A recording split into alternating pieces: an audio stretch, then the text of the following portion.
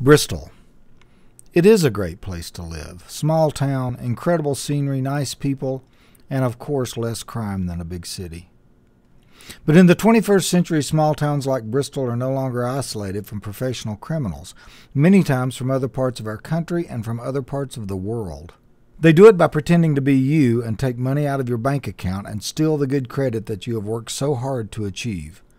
And they do it without ever leaving their home. We are experiencing a lot of specific crime in Bristol and in the Tri-Cities area.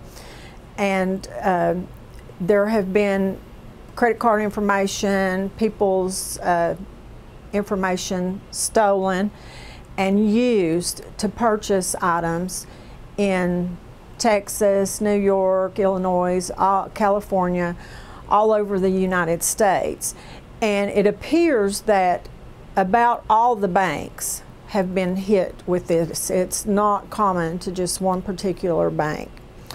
And the victims that come in and speak with me, they are telling me when they go to the bank to report that their information has been stolen and someone's charged purchases in Texas. There's 40 other people in line reporting the same thing. We've had police officers' identity stolen. At church last night, one of my girlfriends said her identity was stolen.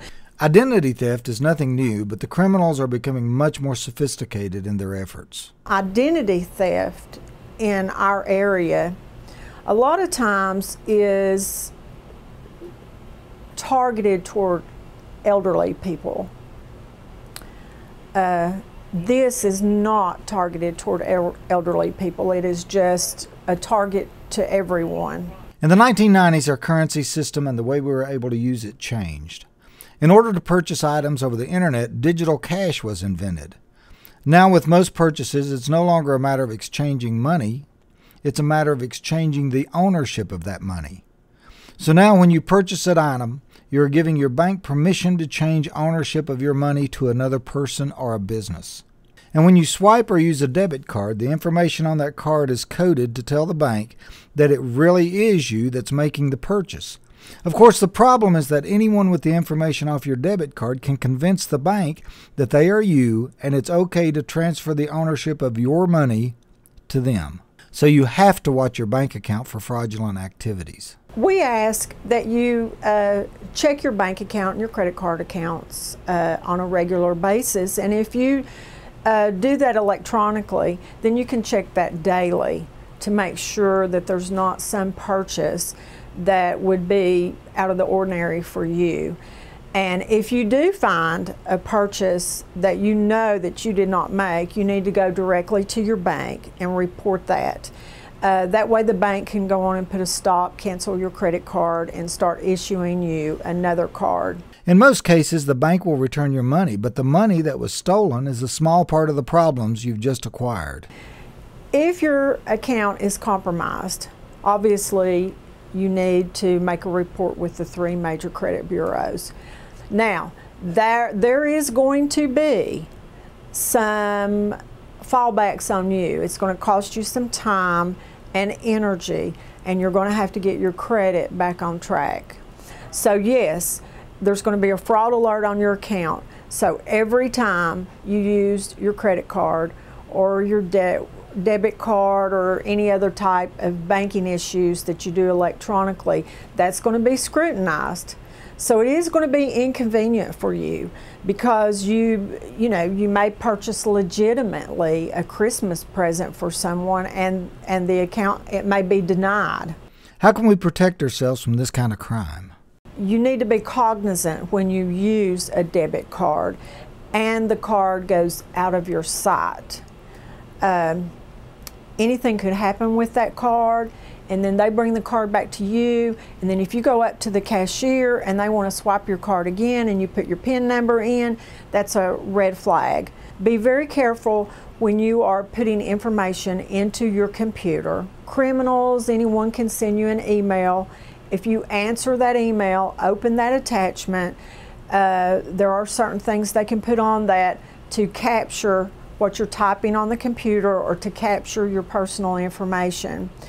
So I would suggest, and the police department would suggest, that when you get those emails, and they are a suspicious email, you can tell by the title on the email, then don't even open that. There's several reasons. If you open it, something could be attached to that to read your information, and that's called phishing. Make sure that you shred all your mail and your unused credit cards.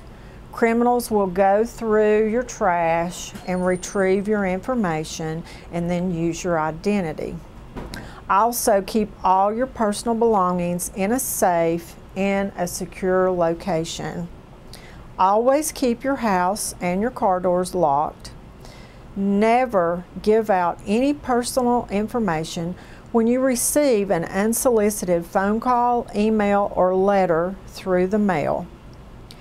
If you do have a reason to believe your identity has been stolen, report this to your local police, to your bank or the credit card company, and place a notice with the 3 major credit bureaus.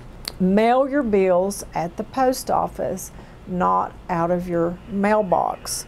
If a criminal drives by and sees your red flag up on your mailbox, obviously they know something is to be mailed out and they can take the mail out of your mailbox. Facebook, which is quite entertaining for everyone and can be used in a good way. Facebook also can be used in a bad way, or any type of social interacting business on the internet. Don't post on those social sites that, hey, I'm leaving today, I'm going to go on a cruise.